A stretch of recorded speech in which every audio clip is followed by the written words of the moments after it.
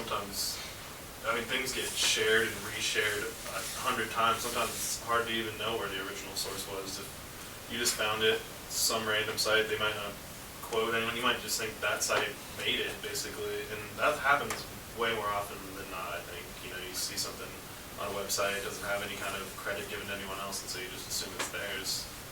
And I've heard even of celebrities using people's artwork that they just found on like a Google search almost as their album artwork, and when people get upset, they just brush them off, you know? It's like, people don't realize that your artistic work even, it just might seem like you're just putting it out there for people to see it, but you are putting it out there for people to see it, but you're not putting it out there for people to use it, you know? You're not putting it out there so other people could benefit off your hard work, and people don't seem to understand that, especially with the internet, you know? Like, with writing, you have it hammered in, you don't just take someone's work that's plagiarizing, but there needs to be like almost a new set of rules hammered into people that has to do with the authorship and ownership that's involved on the internet.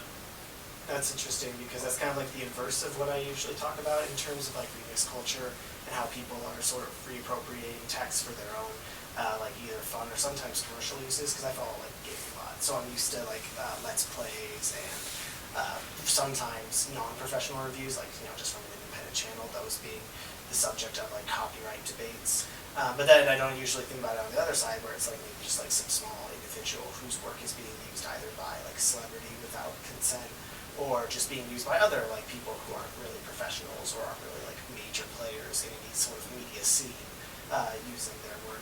So I think like in terms of like that model I was talking about, where it's like big corporations and their media being appropriated by consumers into remix text, usually like I just feel like a lot of companies have kind of adapted to that and have learned how to use it in their favor in terms of marketing. Like in gaming, the company who's probably dragging their feet the most is Nintendo, who right now has a program where only like limited, where only their approved creators can make anything based off of their game footage, and that they'll still take like a big chunk of the revenue, whereas YouTube also takes a big chunk of the revenue, so that's like a big silly controversy. But I feel like, at least in that space, it's becoming the new standard that like remixing is being validated more, and it's partly being like challenged a little less by companies because they're realizing how they can turn it in their favor.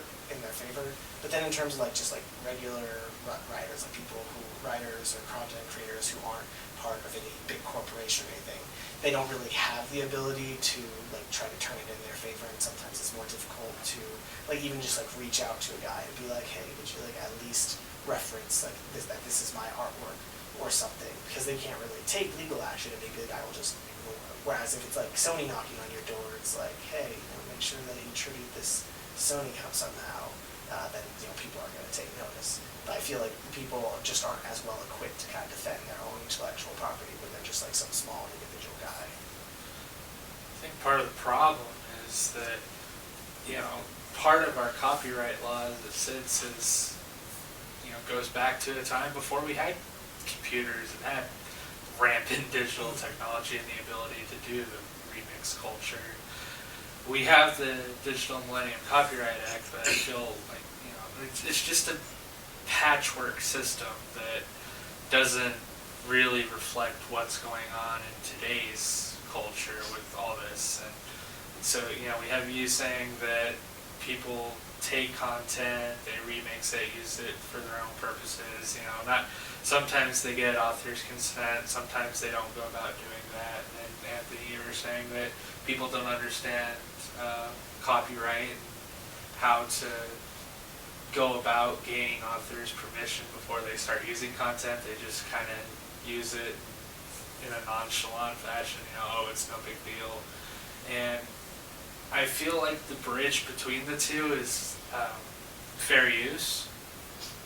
So that's, you know, the policy that says you can use this content for, you know, educational, basically you can use it to a certain extent for non-commercial purposes and only certain parts. And that helps, but I really think that in order to reflect what people do these days, particularly with digital content, we need to sort of adapt our legal system to suit. And not only that, but try to make people more aware of, you know, the ramifications of using other people's material. How exactly to go about that, I don't know. It's so incredibly complicated. I couldn't even begin to figure out where to start.